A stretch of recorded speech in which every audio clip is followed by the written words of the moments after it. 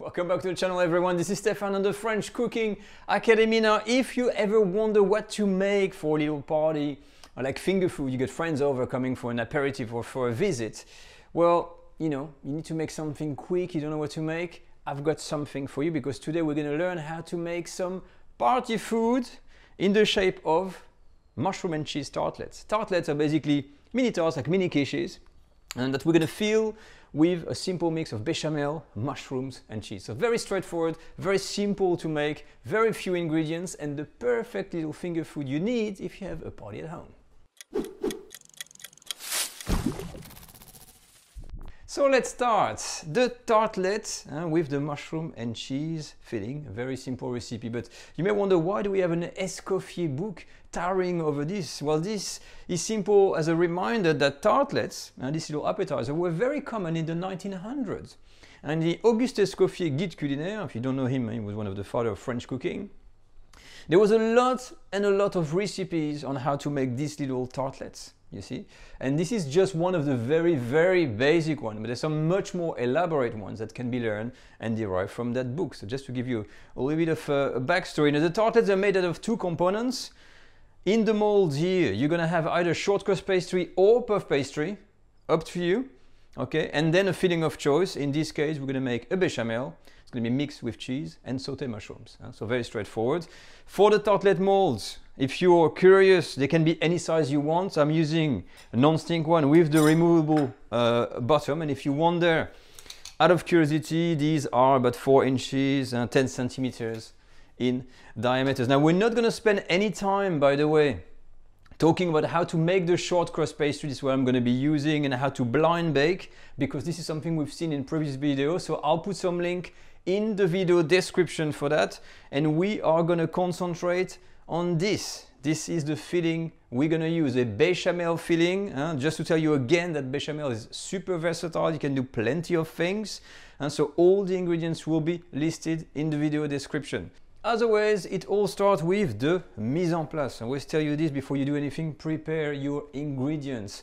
For this recipe, it's very straightforward. It's all about weighing and measuring everything. So I've got the butter, the flour, the small bay leaf. This is a shallot. You can use onion with 1 clove only. I've measured all the milk I need. You're gonna have to grate cheese then. I'm always waiting the last minute to grate my cheese because I like to keep it fresh. And finally, we've got the mushrooms. So what do we do with the mushrooms? Very easy. We're gonna first trim off a little piece there, little dried bit that we discard. We're then gonna trim off the base and keep these for the milk to flavor it. I'll show you this in a second.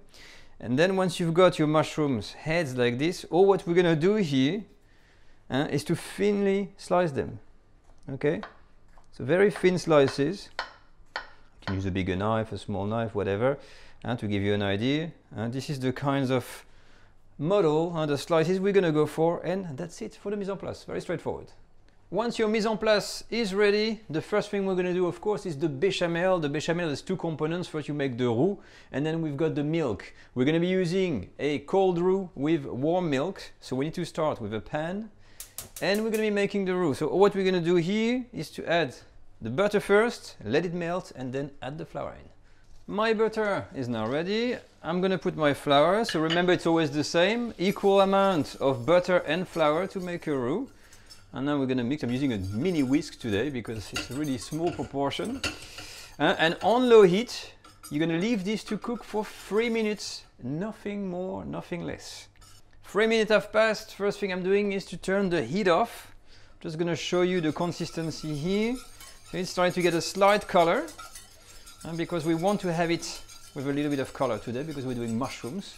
So we're doing 3 minutes. If you want to keep it really white, just do 2 minutes of cooking, okay? And when this is done, what we're gonna do is to leave this on the side and let it cool down, and then we're gonna make our milk. The second component we have here, of course, is the milk. Now, always flavor your milk when you make a bechamel. So the way to go is you take your pan, you pour all of the milk in, the heat is off, all right? I'm adding all my flavoring, so my shallot with the clove, my bay leaf in here, and this little, some of the mushroom feet, can you say that in English? I'm not sure. Pieds de champignon in French, we call them feet. A bit of salt, Pinch of salt in there. And if you want, you can do white pepper. I'm using always black one. Okay, and we're gonna warm this up very gently on low heat until it reaches almost boiling point. By the time it's reaching boiling point, our roux should have a cold enough temperature so that we can put it with the milk, mix everything together to make our bechamel. Okay, my milk starts to boil. I'm turning the heat off, and now we're gonna pour this in the cold roux. Here we are. So this is the pan I had before. This is my cold roux, as you can see. It's nice and thick. And without putting the heat on here, I'm gonna take a sieve and I'm gonna filter my milk over. And the heat is off. Okay, so it's nicely flavored. I'm keeping all of that and I can discard it. And then with my whisk, I'm gonna start to detach all these bits of roux to make sure it starts to incorporate with the milk before I even start to put my heat on. Okay, that's very important. All right, so I've changed to a spoon here because I know the noise can be really, really hard on the ears. But you see the sauce, the bechamel, how very, very quickly it thickens. Okay, so once it's like this, we're just gonna wait for these little bubbles to come. And once you've got this, you reduce the heat and you're gonna cook this at least 3 to 4 minutes, but 5 minutes really, it's a good idea. You always have to cook a bechamel, okay? So I'm gonna cook it very gently while stirring like this for a good 5 minutes. My bechamel is cooked, nothing is burned, as you can see here. I'm turning my heat off. I'm gonna reserve this with a plate on top here, and I'm gonna quickly pan fry my mushrooms. Now for the mushroom, frying pan, a good tablespoon of butter, medium heat, and nothing special, just the classic pan frying with salt and pepper. That's it. All right, my mushrooms are ready. I'm gonna reserve them on a little bowl, and now we're gonna make the assembly. And now for the assembly. Now the reason I wanted to wait for the bechamel, because I wanted to tell you that here there's a few options that are available when it comes to making these tartlets. There's different schools. So for instance, the Escoffier believes in layering rather than mixing everything together. So he's going to put, for instance, at the bottom of a tartlet a layer of bechamel, then a layer of mushrooms, and maybe top up with cheese. That's one of the options that you can do. Okay, this is the home recipe, and what we're going to do, we're going to mix cheese with the bechamel and we're going to put the mushroom in there. But again, that's really up to you how you want to construct your tartlet. That's the first thing. Second thing, the bechamel. When it cools down like this, it looks very thick. And the first reaction you're going to have is like, oh my God, this is way too thick. Let me pour some milk in. Do not do this straight away. Okay? When this warms up, it really liquefies, and this is going to have to go in the oven at the end for a little bit as well.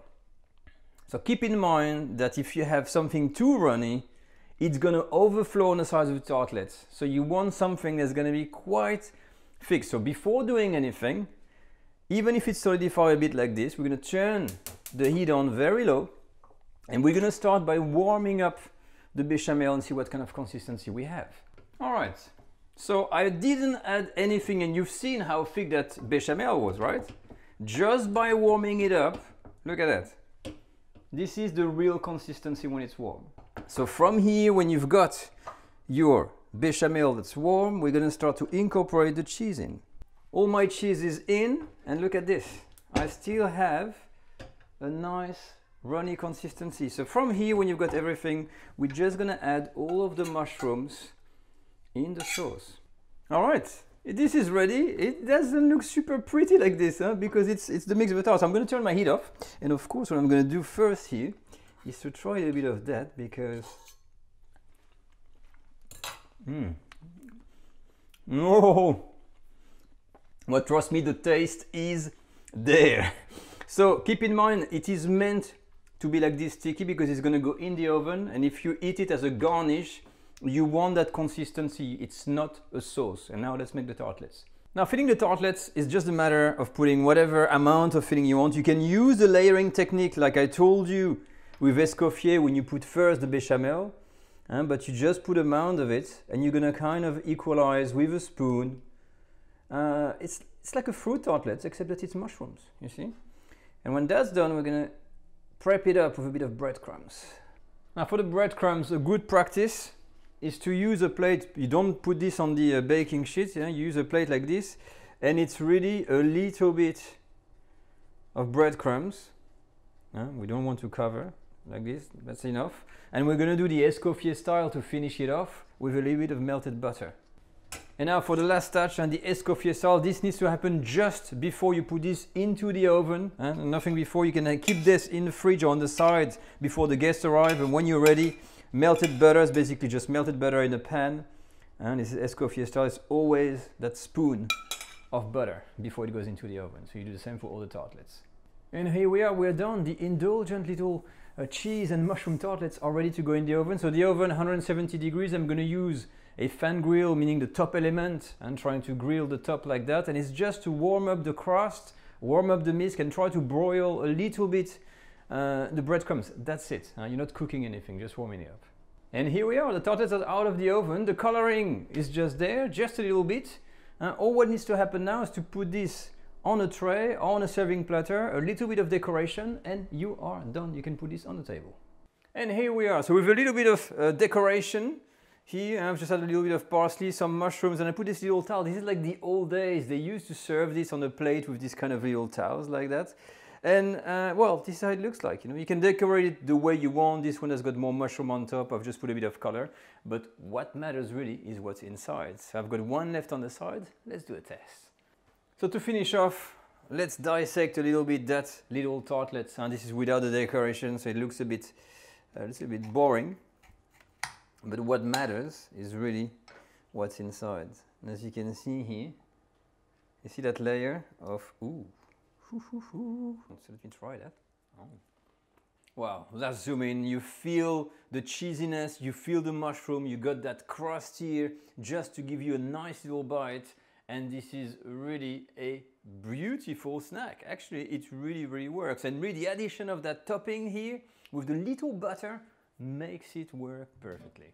Wow, that was amazing. I really wonder, guys, what do you think exactly about these types of recipe and these old days? I'm really personally surprised by what they were making. And if you try this, I want to hear from you, honestly. So please, if you make that recipe, share your pictures on Instagram, hashtag French Cook Academy. If you have any questions regarding the recipe, use the comment section. If you just want to follow the French Cooking Academy, you can do so on Facebook. You can support the channel on Patreon. And if you want to learn the technical stuff, it is all happening on the online school. Link in the video description. I'll see you all next week for another French cooking video. Take care all, stay safe, bye-bye.